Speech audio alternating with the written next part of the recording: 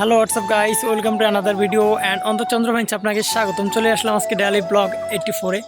আর আজকে daily blog 84-এর ব্লগটা একটু অন্যরকম হবে, কেননা আমি আমার একটা ছোটো বোনের বিয়ে খেতে যাচ্ছি, মানে আসে গেছি কাছাকাছি।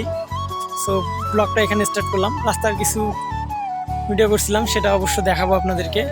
সো হচ্ছে বিয়ে খেতে আসছি, ব্লগগুলা একটু লেটে আপলোড দেবো, এটা স্বাভাবিক, কেননা আমি গরিব, যেহেতু আমার ফোনে এমবি থাকে না।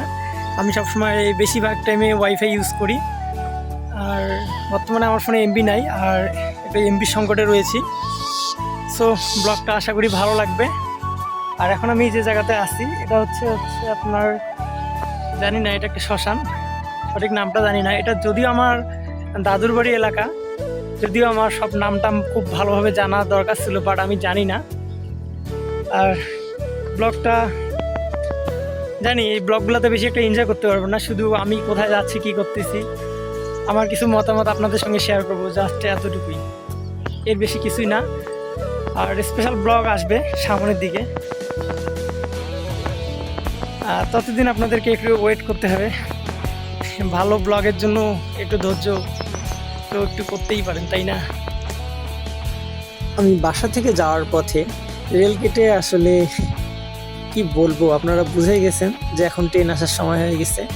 সো ট্রেন কখন আসবে, ট্রেন আসার জন্য আমরা ওয়েট করতেছি, সবাই মিলে অনেক ওয়েট করতেছি।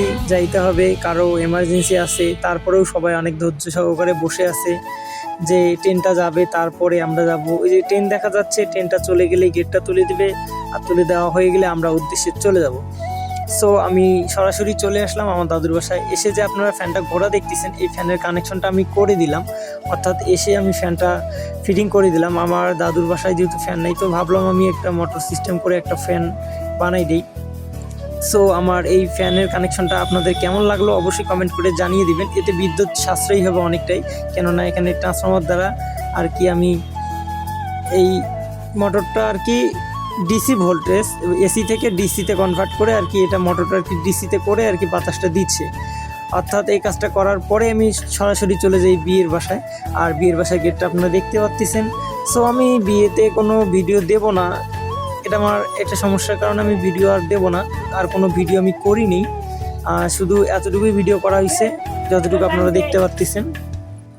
আর জানি ব্লগটাতে বেশি কিছু দিতে পারলাম না, তার জন্য আমি আন্তরিকভাবে দুঃখিত। বাট আপনারা আমাকে সাপোর্ট করবেন, কেননা সাপোর্ট করলে আমার ভিডিও করাতে ইন্টারেস্ট এবং আগ্রহ দুটোই জন্ম হবে, বা আগ্রহটা আমার বেশি করে আসবে। আর এটা হচ্ছে আমার দাদু বসে আর কি ডেকোরেটরের কাজ করা দেখতেছে।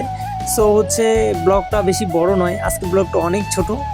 আর এই হচ্ছে বিয়ের বাড়ির টোটাল সাজ। আর কোনো ভিডিও বা কোনো পিক দিতে পারলাম না বিয়ের বাসার, তার জন্য আমি আন্তরিকভাবে দুঃখিত। নেক্সট টাইম দেওয়ার চেষ্টা করবো আমি। আর আজকে ব্লগটা এখানে শেষ করলাম, আশা করি ভালো লাগবে।